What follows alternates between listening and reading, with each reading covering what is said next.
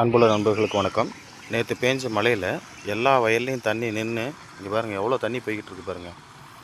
இது எப்போ பேஞ்ச மழை அப்படின்னு பார்த்தீங்கன்னா, நேற்று சாயந்தரம் ஒரு 6 to 8, 8:30, 6 மணிக்கு லேசாக ஆரம்பித்து 8:30 மணிக்கு கிட்டத்தட்ட முடிஞ்சிருச்சு.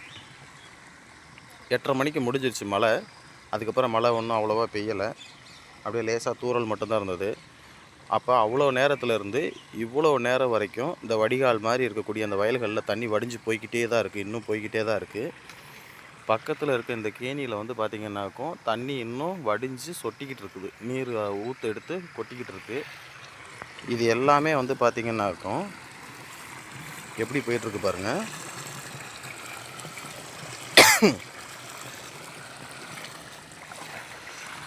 இது வந்து மேக விதைப்பில் வரக்கூடிய மழை அப்படின்றதுனால இது பாருங்க கரையெல்லாம் உடஞ்சிருச்சு.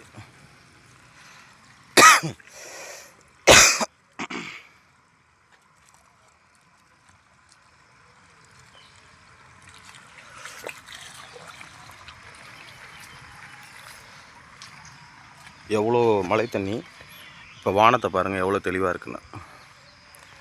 இது வந்து இயற்கையாக இவ்வளோ மழை பெஞ்சது அப்படின்னு சொன்னாக்கும் இந்த ஒரு நாளில் வானம் வந்து அவ்வளோ வெட்டாரிக்காது. ஏன்னா இது மழைக்காலம் அப்படின்றதுனால இவ்வளோ தூரம் வெட்டாரிக்காது. வெட்டாரிக்காதுன்னா மேகம் களைஞ்சி போகாதுன்னு அர்த்தம். இது எங்கள் பாஷை. ஆமாம், எப்படி மேகம் வந்து களைஞ்சி போயிடுச்சு பாருங்கள். இது வந்து இவ்வளோ மழை பெஞ்சிக்கிட்டு இருக்கு அப்படின்னா இப்படிலாம் வந்து வெட்டாரிக்காது. மேகங்களும் பாருங்கள், கருமேகங்கள் போய் வெளுத்த மேகங்கள் வந்துருச்சு. இது வந்து இயற்கையான மழையாக இருந்தால் இந்த மாதிரி நடக்காது, இன்னும் கருமேகங்கள் சூழ்ந்து தான் இருக்கும் இவ்வளோ மழை பெஞ்சிருந்ததுன்னா.